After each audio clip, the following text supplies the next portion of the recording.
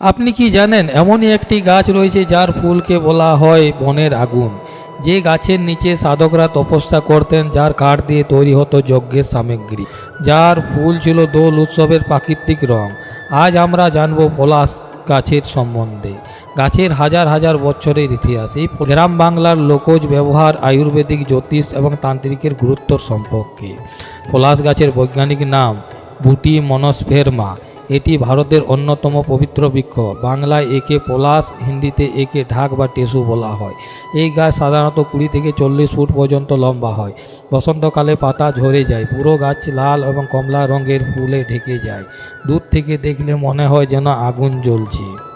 প্রাচীন ভারতে শাস্ত্রে পলাশ গাছের উল্লেখ রয়েছে। বেদ ও পুরাণে বলা হয়েছে যে এই গাছে ব্রহ্মা, বিষ্ণু, মহেশ্বরের প্রতীক। মূলে ব্রহ্মা, কাণ্ডে বিষ্ণু এবং শাখায় মহেশ্বর রয়েছে।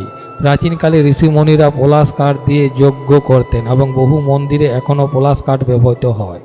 পলাশ গাছের প্রকারভেদ। পলাশ সাধারণত 3 ধরনের দেখা যায়। লাল পলাশ, যা সবচেয়ে পরিচিত; হলুদ পলাশ, যা দুর্লভ; সাদা পলাশ অত্যন্ত বিরল কিন্তু তান্ত্রিকদের কাছে খুবই গুরুত্বপূর্ণ। সাদা পলাশকে অনেকে সৌভাগ্যের প্রতীক বলে মনে করেন। গ্রাম বাংলায় পলাশ গাছের ব্যবহার। গ্রাম বাংলায় মানুষ পলাশ গাছকে বিভিন্ন রকমের বিভিন্ন কাজে ব্যবহার করতেন। এর ফুলকে শুকিয়ে গেলে প্রাকৃতিক রং তৈরি করা হতো এবং পাতা দিয়ে থালা এবং দোনা বানানো হতো। কাঠ জ্বালানি হিসাবে ব্যবহৃত হতো। আঠা, গাম, ওষুধ তৈরিতেও ব্যবহার করা হতো। পশু চিকিৎসায় পলাশ গাছের ব্যবহার করা হতো।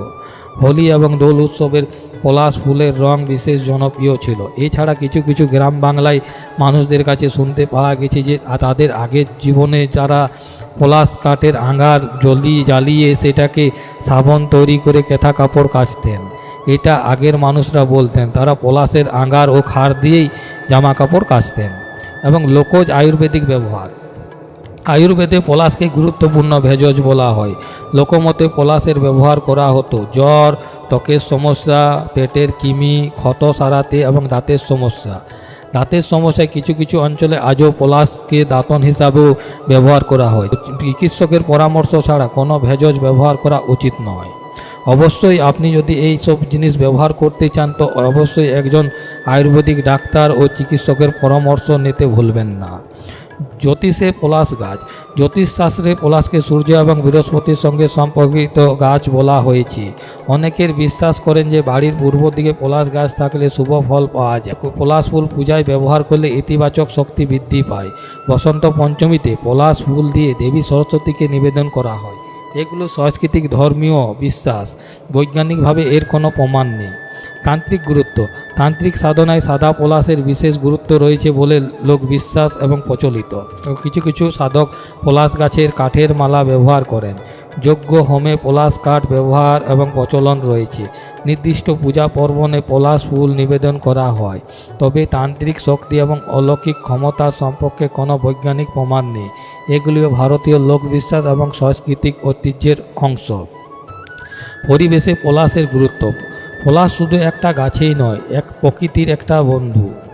মৌমাছি প্রজাপতিকে আকর্ষণ করে, পাখিদের আশ্রয় দেয় এবং জীববৈচিত্র্যকে রক্ষা করে, বনাঞ্চলের সৌন্দর্য বৃদ্ধি করে।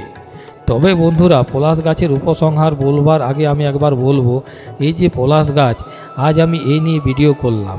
এর উপকারিতা অনেক আছে যেগুলো আমরা এখনও পর্যন্ত জানতে পারিনি। আদিবাসী অঞ্চলে মনে আরও কিছু ব্যবহার ছিল। পরে যদি জানতে পারি তো আমি অবশ্যই নতুন একটা ভিডিওতে অবশ্যই বলবো। চলুন তাহলে আমি উপসংহার বলি। উপসংহার: পলাশ গাছ শুধুমাত্র একটা ফুল গাছেই নয়, এটি ইতিহাস, সাংস্কৃতিক এবং লোক চিকিৎসা এবং গ্রাম বাংলার আবেগের সঙ্গে জড়িয়ে আছে। তাই আসুন আমরা পলাশ গাছকে সংরক্ষণ করি আগামী প্রজন্মের জন্য এবং এই ঐতিহ্যকে বাঁচিয়ে রাখি। আপনার এলাকায় কি পলাশ গাছ আছে? কমেন্টে জানাতে ভুলবেন না। ভিডিও ভালো লাগলে লাইক করুন, শেয়ার করুন অজানা গাছের ইতিহাস নিয়ে। ধন্যবাদ।